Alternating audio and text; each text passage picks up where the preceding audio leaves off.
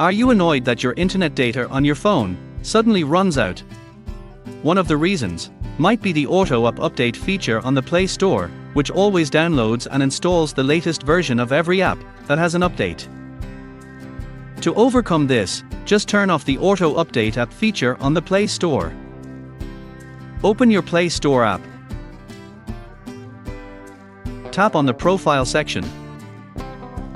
Then open Settings. Next, tap on the Network Preferences section. Open the Auto Update Apps menu. Then just change the Update option to Don't Auto Update Apps. That's it.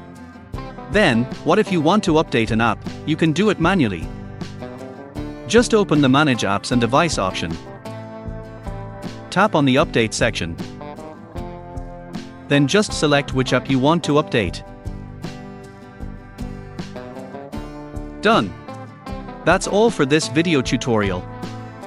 Hopefully it's useful. And thank you for watching.